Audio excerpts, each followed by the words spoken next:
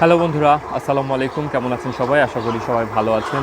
আজকে একটা গুরুত্বপূর্ণ ব্যাপার নিয়ে কথা বলবো।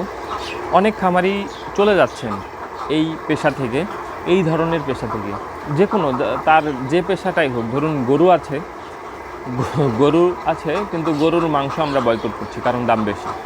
মুরগি আছে কিন্তু 7 থেকে 8 মাস মুরগির ডিমের দাম কম থাকে। যেমন সেই রোজার আগ থেকে শুরু করে এখন পর্যন্ত ডিমের দাম এত পরিমাণ কম যে এটা প্লাস মাইনাস করলে খাবার, পরিশ্রম এইগুলো দিয়ে প্লাস মাইনাস করলে কিছুই থাকবে না। কিন্তু তারপরেও আপনাদের কি এই ব্যবসা থেকে চলে যাওয়া উচিত? হ্যাঁ, যদি আপনাদের এরকম কোনো কিছু থাকে এখান থেকে এর থেকেও ভালো প্রফিট দিচ্ছে, 70% প্রফিট দিচ্ছে, 50% প্রফিট দিচ্ছে, মানে 1 লাখ টাকা ইনভেস্ট করছেন, সেখানে বাৎসরিক 50,000 টাকা আসছে কিংবা 70,000 টাকা আসে বাৎসরিক, ইয়ারলি হিসাব করবেন। কোনো কিছু যদি হিসাব করতে চান তাহলে চেষ্টা করবেন সেটা ইয়ারলি করতে।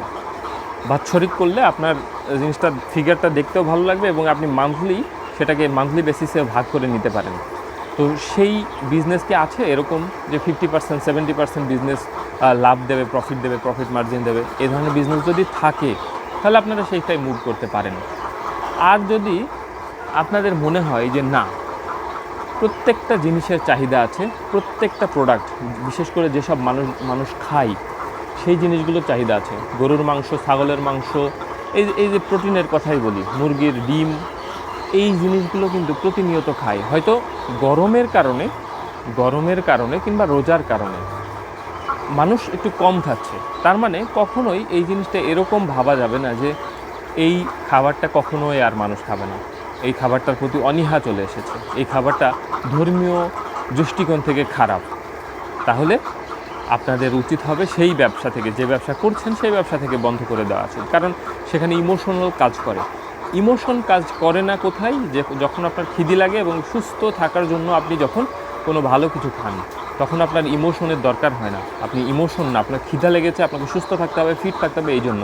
এখন রমজান মাসে মানুষ কিন্তু এমনিতেই ডিম কম খায়, তার মানে কিন্তু প্রোটিন খায় না তা না, মাংস খায়, মাছ খায়, এইসব খায়, মুরগি খায়, কিন্তু ডিমটা কম খায়। ডিমটা কম খাওয়ার কারণ হচ্ছে অনেকেই ভাবে যে ডিমে গ্যাস্ট্রিকের প্রবলেম হয়, গ্যাস্ট্রাইটিসের প্রবলেম বাড়িয়ে দেয় রমজান মাসে। তো বুঝলাম, ঠিক আছে, তো রমজান চলে গেল, তারপরে আসলো গরম।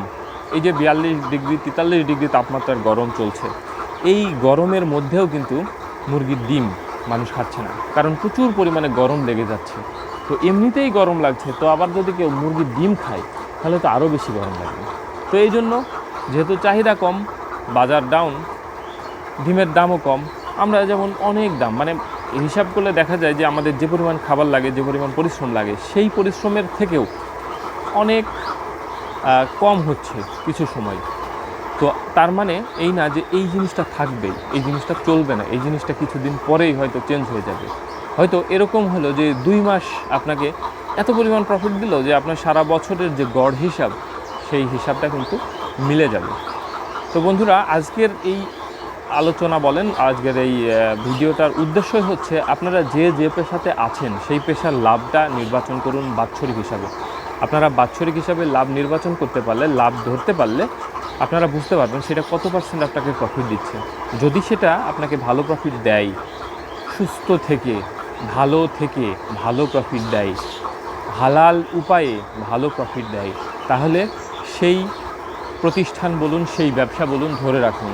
এখন বর্তমানে অনেক প্রতিষ্ঠান আছে, অনেক ব্যবসা আছে যেগুলোতে 1 টাকায় কিনে 5 টাকায় বিক্রি করা যায়, 1 টাকায় কিনে 5 টাকায় বিক্রি করা যায়। আপনি কি সেই ব্যবসা করবেন? সেখানে কিন্তু 100 টাকায় 500 টাকা লাভ হয়, মানে 500% লাভ হবে। কিন্তু সেই ব্যবসা করতে গেলে আপনাকে জবাবদিহিতার মুখে পড়তে হবে, একালে নয় পরকালে। কারণ একালের ম্যাক্সিমাম ব্যবসায় তো এরকম হয়ে যাচ্ছে, যে যত বেশি লাভ করতে পারছে, মুনাফা যত বেশি করতে পারছে, তার তত বেশি ভালো। তো আপনি যদি একেবারে সৎ থেকে ব্যবসা চালাতে চান, ব্যবসা করতে চান, তাহলে কিন্তু এই ব্যবসায়, এই ধরনের খামার ব্যবসায়, যে আপনি একটা প্রাণীকে, একটা পশুকে খাওয়াচ্ছেন, বড় করছেন, তারপরে মানুষের চাহিদা অনুযায়ী বিক্রি করছেন, দাম দিয়ে বিক্রি করছেন, সেটা কিন্তু আপনার 100% অথেন্টিকও হচ্ছে এবং হালালও হচ্ছে, কোনো ভেজাল থাকছে না। আপনি কিন্তু পরকালে যেও বলতে পারবেন যে আমি এই বিজনেসে ছিলাম এবং এইভাবে বিজনেস করেছি এবং এই বিজনেসে আমার 1%ও খারাপ কিছু হয়নি, হারাম কিছু আমি খাইনি। এইটা বলা কিন্তু অনেক বড় ব্যাপার। বুকে হাত রেখে যদি আপনি বলতে পারেন, দেখবেন আপনি একদিন এই ব্যবসায় অনেক বড় করতে পারবেন, দাঁড় করাতে পারবেন। তো বন্ধুরা, আজ এ পর্যন্তই। ভালো থাকবেন সবাই। আসসালামু আলাইকুম।